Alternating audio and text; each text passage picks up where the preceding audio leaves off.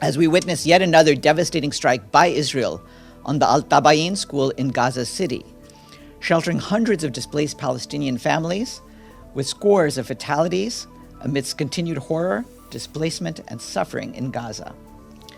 The Secretary General is dismayed to see that the provisions of UN Security Council Resolution 2735 remain unimplemented.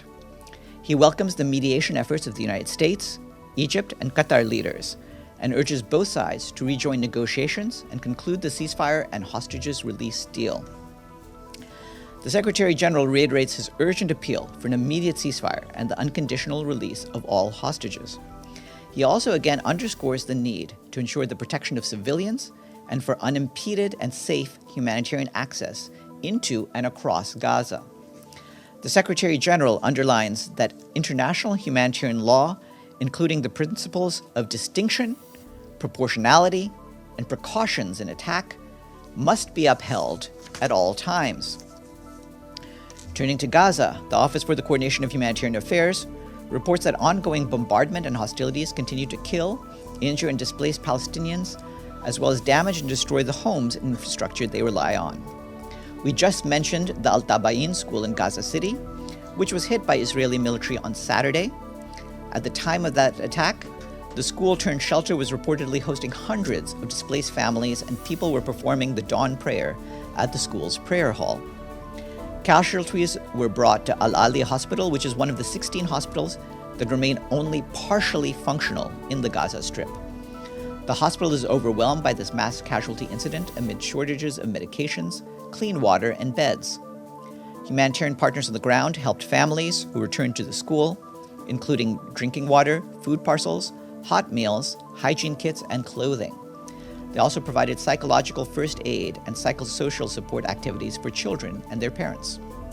According to the UN Human Rights Office, this is at least the 21st strike on a school, each serving as a shelter, since the 4th of July. These strikes have resulted in at least 274 fatalities, including women and children.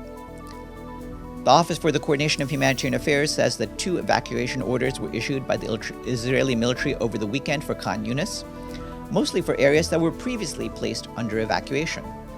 Initial mapping indicates that the areas affected by these orders encompass about 23 displacement sites, 14 water, sanitation, and hygiene facilities, and 4 educational facilities. In total, about 305 square kilometers, or nearly 84% of the Gaza Strip, have been placed under evacuation orders by the Israeli military.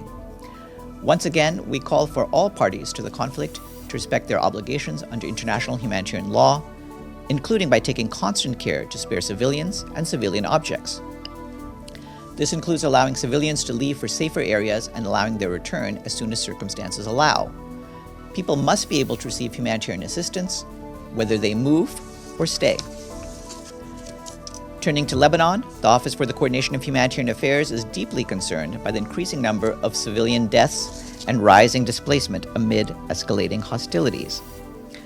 Over the past month, the number of civilians killed has increased by 20%, to a total of 120 human beings since October, with nearly half being women and children. Civilian infrastructure has been repeatedly targeted. According to UNICEF, more than a dozen water stations have been damaged, with 4 now non-functional. This affects access to safe drinking water for more than 200,000 people. We and our partners continue to scale up relief efforts in support of the government-led response. The World Health Organization recently delivered 32 tons of trauma and emergency surgical kits, as well as medications. For its part, UNICEF has distributed 65 tons of emergency kits, including medications and medical supplies, as part of their efforts to pre-position critical assistance. People are being displaced on both sides of the blue line. Our humanitarian colleagues tell us that in Lebanon, displacement has increased by nearly 4% since the 23rd of July, to a total of 102,000 people since October. We again urge all parties to respect their international humanitarian law obligations, stressing that civilians and civilian infrastructure must be protected. And just to note that access constraints and funding shortages continue to pose challenges to the humanitarian response, and additional resources are urgently needed. Humanitarian partners requested more than $72 million in April for a 3-month emergency response, but less than $25 million of that has been received so far. We have some positive updates from Syria. The Office for the Coordination of Humanitarian Affairs welcomes the government of Syria's authorization today for the continued use of the Bab al-Salam and Al-Rai crossing points from Turkey through the 13th of November. This means that our agencies can continue delivering humanitarian assistance to people in need in northwest Syria. The cross-border operation from Turkey, which also utilizes the Bab al-Hawa crossing, is a lifeline for aid to northwest Syria, where millions of people need humanitarian assistance, including food, nutrition, health, shelter, protection, education, and other critical support. This year, we and our partners are appealing for just over $4 billion to assist more than 10 million people throughout Syria. But our ability to respond continues to be constrained by reductions in funding, with only 24%, some $960 million, received to date. This morning, the Secretary General briefed Security Council members on the topic of addressing the historical injustice and enhancing Africa's effective representation in the Security Council. He said that the Security Council was designed by the victors of the Second World War and reflects the power structures at that time.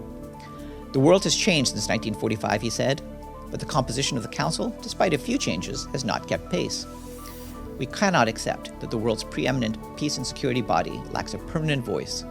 For a continent of well over 1 billion people, a young and rapidly growing population making up 28% of the membership of the United Nations, he said.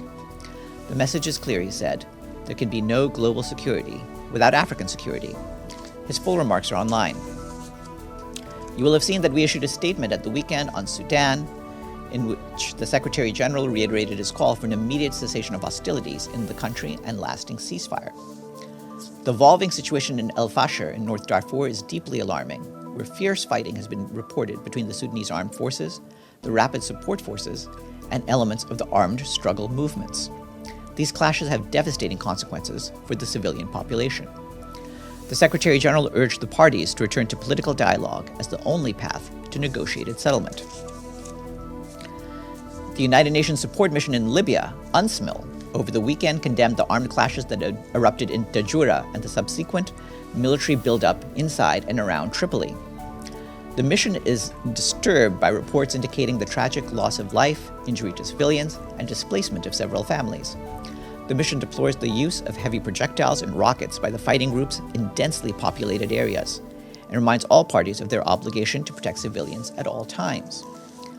UNSMIL welcomes the de-escalation efforts and agreement to cease the hostilities and urges all parties to adhere to it. The mission is in continuous engagement with the authorities and urges them to fulfill their responsibilities by ensuring an end to the armed clashes, restoring calm in residential areas, and holding the perpetrators accountable.